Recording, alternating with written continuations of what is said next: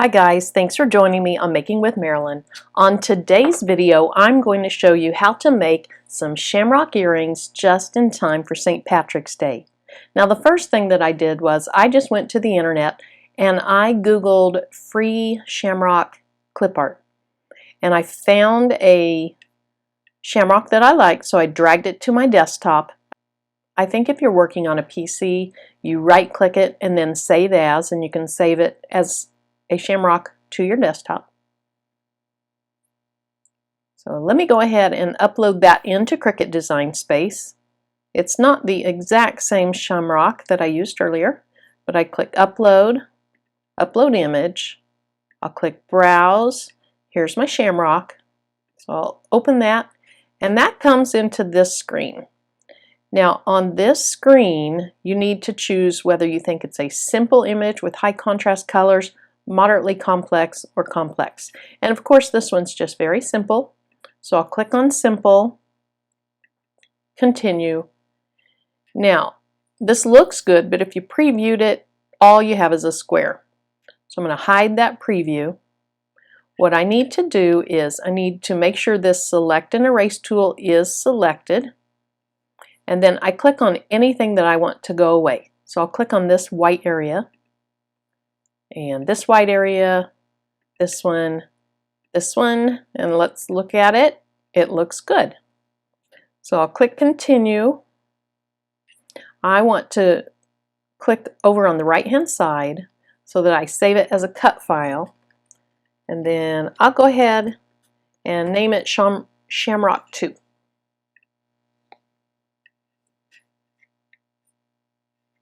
Okay, there it is. So let me go ahead and insert the image.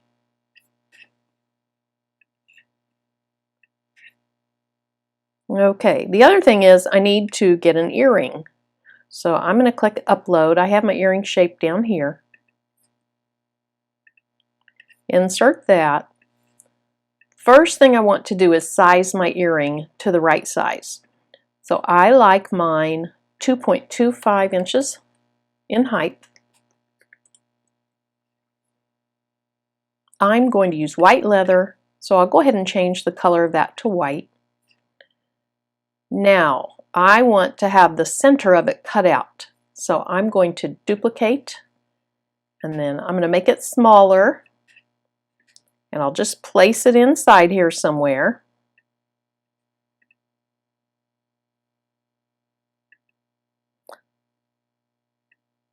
And that looks fine. Now I'm going to select both. Actually, let me move it up just a little bit. Okay, I'm going to select both shapes, click Align, and center horizontally. That way the small one is in the middle. Now I'm going to select the bigger shape. Actually, I got the smaller shape, and then hold my command button down, click the bigger shape. I have 2 items selected. So when you have 2 items selected, your slice function is available. So I'll click Slice. That acts as a cookie cutter, and it's going to cut the center out. So I'll delete that layer, and I'll delete that layer. Now you can see the grid behind it. Okay, so let's get this shamrock to about the size we want it. Okay, so I'll put my shamrock in there, and I'm going to have to make it just a little bit bigger, I think. I want to bring it to the front. Okay.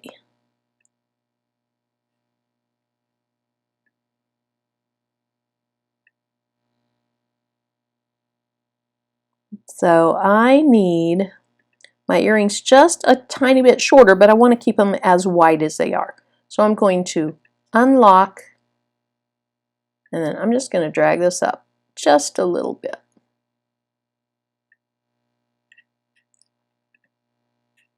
I'd like it to be touching the outside right there. So let me see if I can move it over a little bit and touch on both sides. I can't, so I'm just going to make it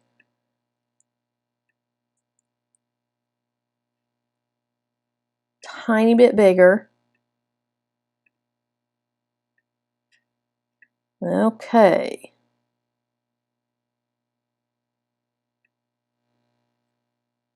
Okay, I think that'll work. Now, before I weld this into my earring, I want to duplicate it, and I'll show you why in a minute. Okay, so now I'm going to select both layers, and I'm going to click Weld. Okay, it doesn't look good now, but what I'm going to do is change my shamrock to green, and then put it back over. Well, let me bring it to the front. Put it back over the white leather that's going to support it. And it's going to look about like that. Now, I took a little more time when I was making these. I just wanted to show you how I did it. And that is how I did it. So let's go ahead and get rid of that. These are actually 2 layers each. Let me hide the shamrock and you'll see there's leather behind there to support the green glitter shamrock. So I'll bring that back. And I am ready to cut. So I'm going to click Make It. I'll have to send 2 mats to the maker. I'll send one with white leather and one with the green shamrocks. So I click on Make It. I want my cuts to be away from the corner. So I'll just place those where I want them. Click Continue. Move my screen back over so you can see more of it. Okay, I'm going to browse materials and search for leather. And I'm going to use the genuine leather. Click Done. Now, I just want regular pressure and I need to have my deep point blade in. Now, after I cut my leather, I'll need to go back and change my material to glitter iron-on. So you won't see that part, but you'll see it cut. You don't have to do this step, but I do because it helps protect my mat. I just put some clear contact paper down, sticky side up, under where my leather will cut. And then here's my leather. Has a little something on it. That'll be toward the top. Okay, here's my leather. It's some white leather. And I'll place it. Let's see where that mess up is.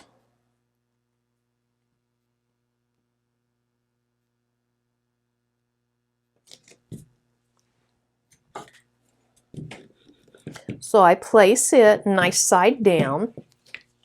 And then another thing that I do, which I have found to be very helpful from keeping your leather from shifting around, is I put tape over the edges. This is just Scotch brand Super Hold.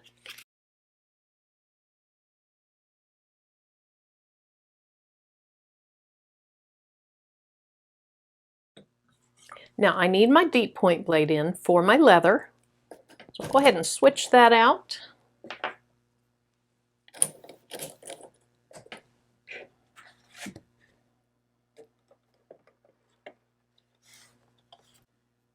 Okay, let's go ahead and send our material in. And let's cut.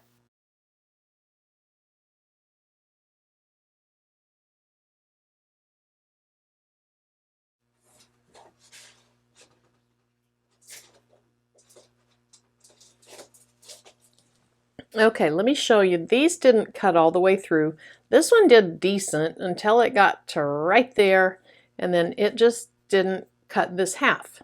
And then this one is even worse. It cut the bottom, but it didn't cut up here, and it didn't cut all the way through there.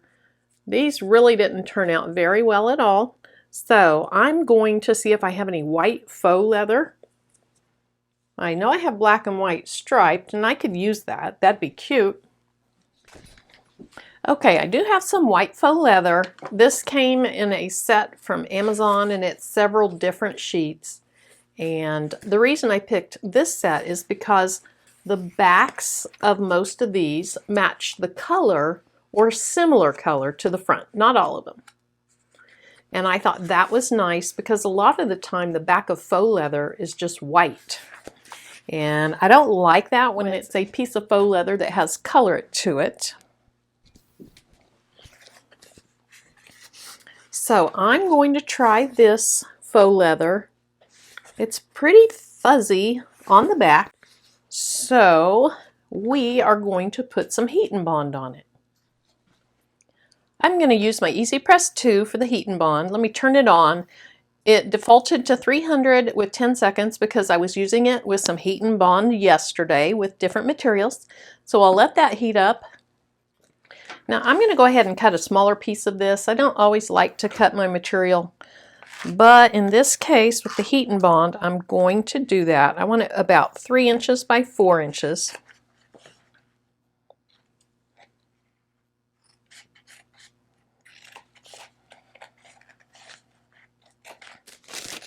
Well, this is the heat and bond. It's ultra hold, and I have a 5-yard package of it.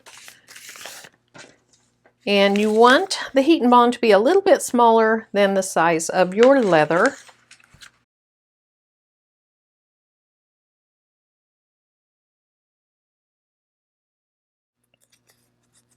Okay, that looks good. Let me show you on this heat and bond. You have a papery side, and then you have a rough adhesive side. And you want your rough adhesive side against the back side of your faux leather.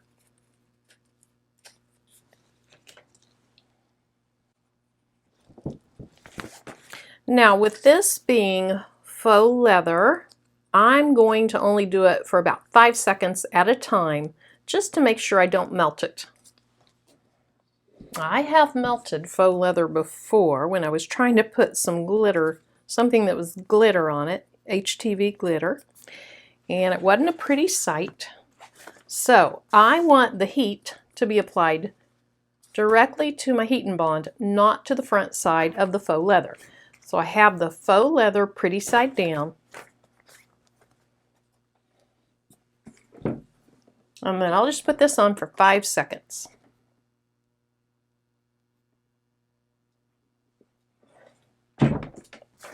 And that might not be enough, but I'll check it. Actually, I think that's perfectly fine. It is attached to it. So I need to let that cool off. That adhesive is still going to be gooey in there, and you don't want to use your blade of your Cricut Maker on it until it is cooled off and back to a solid. While that's cooling off, we're going to go ahead and cut our green glitter HTV. It came in a pack of several different colors that I got off of Amazon. You need to have it shiny side down.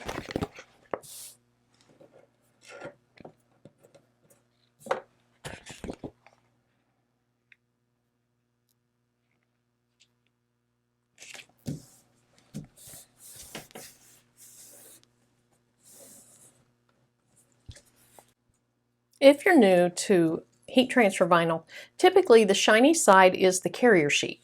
That's the sheet that's going to help you place it on your material. So you don't want to cut through that. So that's why it goes down against the mat. And then the Cricut just cuts the top layer, the actual heat transfer vinyl. I need to go ahead and put my fine point blade back in for this layer. Remember, I had to change my cut setting, and so I'm going with glitter iron-on.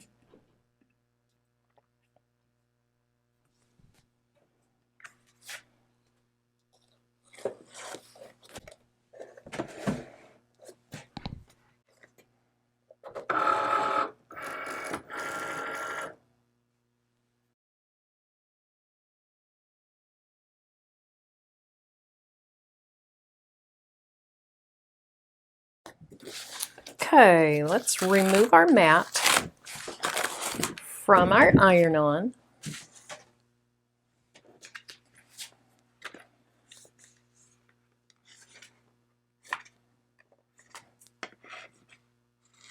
I'm going to cut nice and tight around that design so I don't waste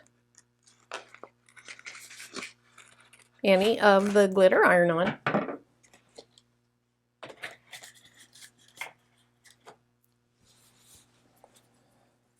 Now I will just poke this weeding tool through the iron-on in a corner and then just lift it up.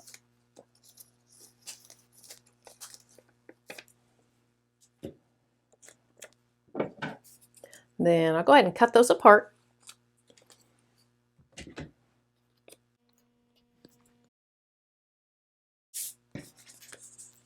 Okay, this feels nice and cool now, so I'm going to go ahead and move on to that layer. I'm going to leave the backing of the heat and bond on, and I'm putting the I'm putting the faux leather face side down.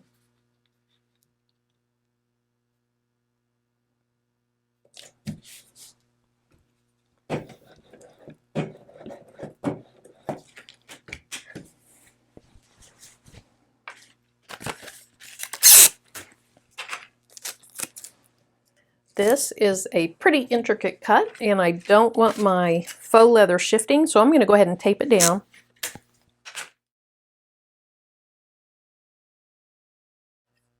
For this faux leather, I'm going to pick the shimmer leather setting, and since I have a layer of heat bond on, I'm going to go ahead and change my pressure from default to more.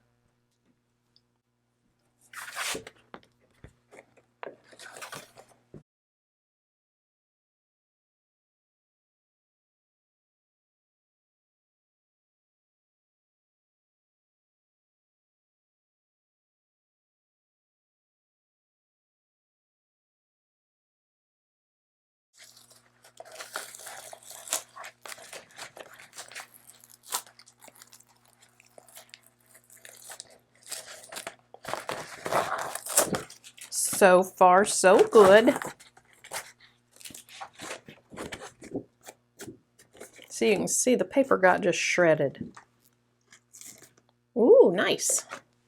Okay. That little piece, wow, that is nice.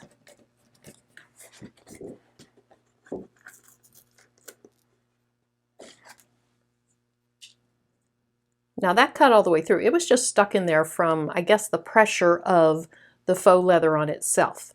But those fell right out of there. That's incredible.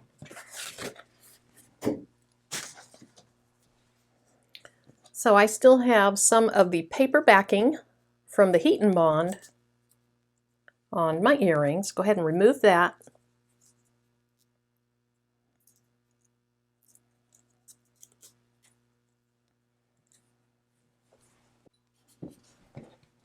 I really want you to see the details of what adding this heat and bond does when you're cutting faux leather. You know, typically faux leather, or very often, faux leather can leave just a little bit of fuzzy stuff. And that's one reason I have never been a big fan of faux leather. A little bit of dirt on the back of that. And there's the cut from the back side. Let me lift it up so you can even see it. You just don't see any fuzzy things hanging off these. So nice. My glitter HTV said 305 to 320 for a temperature. I'm going to go ahead and leave it at 300 for now because I'm just concerned about this faux leather getting melted. Let me go ahead and back this up a little bit, and I'll probably just try it for about 8 seconds.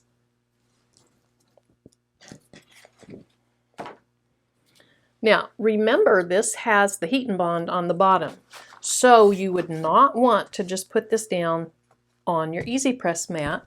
Instead, you would want to have some parchment paper or some butcher paper under it.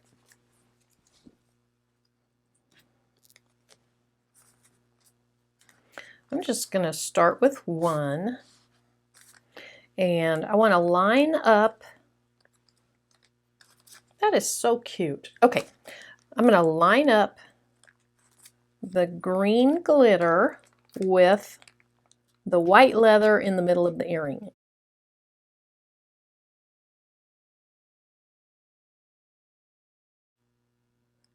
I don't really want to see the white leather behind it, but there is a chance it's going to peek out just a little bit.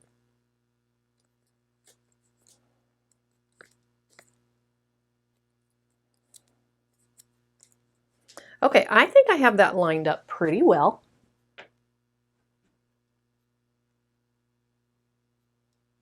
Okay, so let's try this. And I'm going to go about 8 seconds.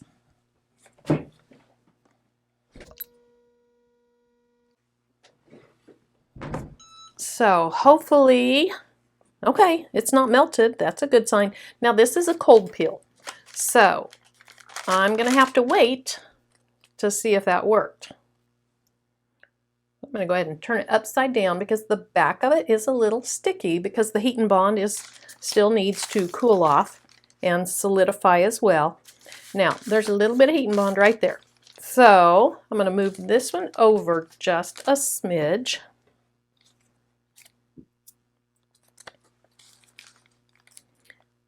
And we'll line this one up again.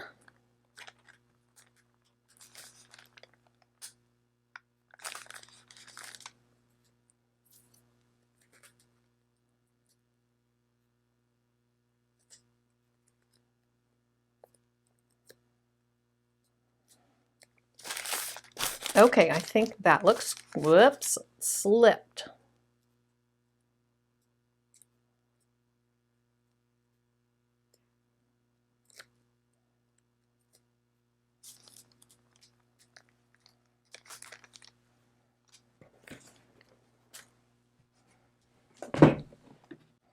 So I'll go for 8 again, or 9.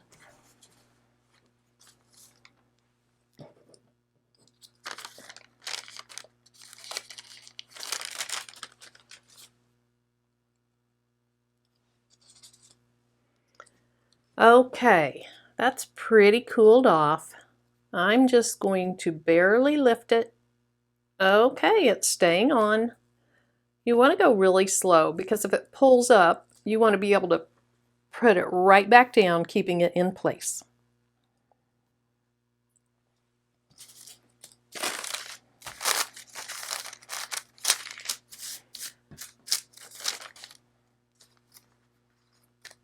I'm going to do just another pressing. Again for about 8 seconds.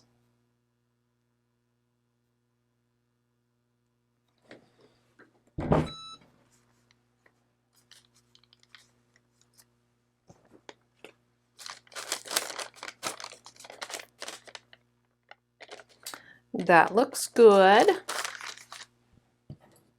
Okay, let's check this one.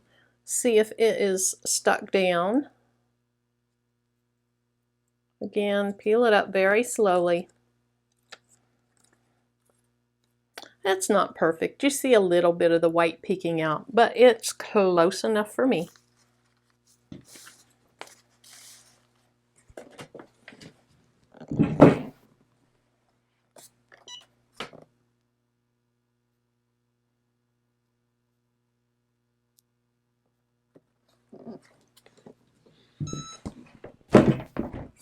Okay.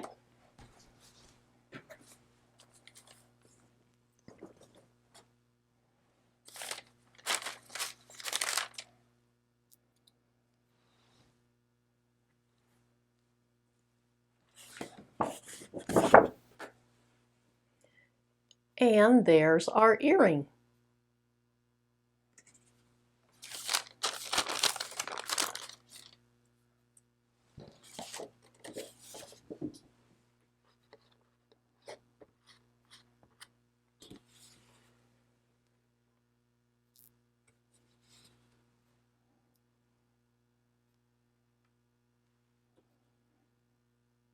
How cute is that?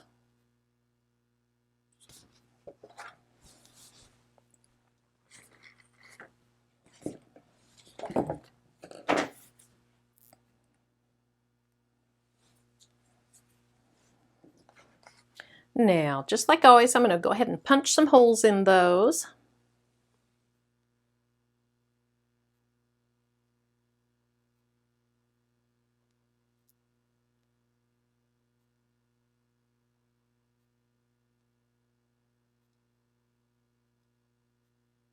I want to punch it close enough to the top so that I can just use a fish hook without jump rings, but not so close that it's going to rip.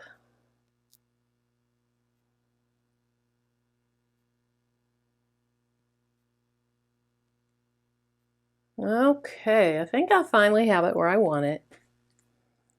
And there's the hole.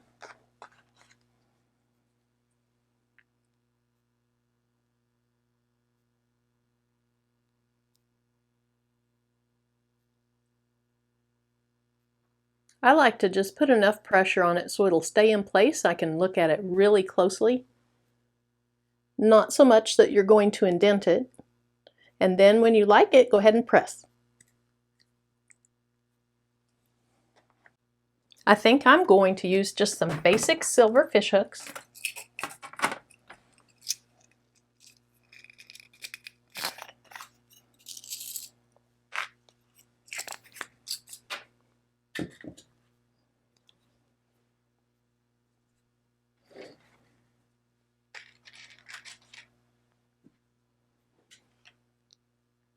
So I need to find the opening, and it's on this side. So I'm going to grab along, up and down, and hold on to this side with my hand and just twist that.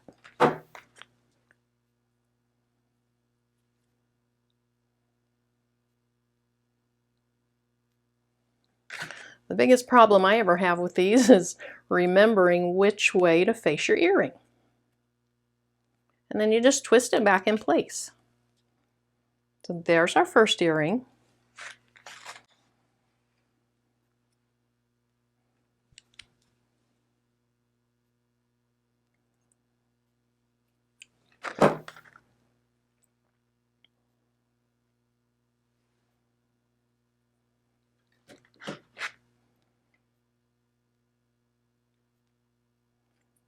And twist it back.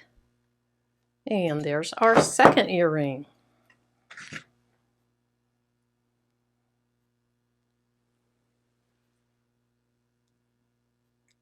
Very, very cute. And super inexpensive to make.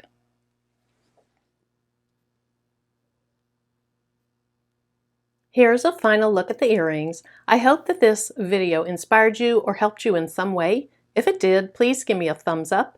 If you have any questions, comments, or suggestions, leave them in the comment section. And if you'd like to see what I'm working on in the future, hit the subscribe button. If you tap the bell, YouTube should notify you when I upload new content. Thanks again for joining me. I'm Marilyn. Bye-bye.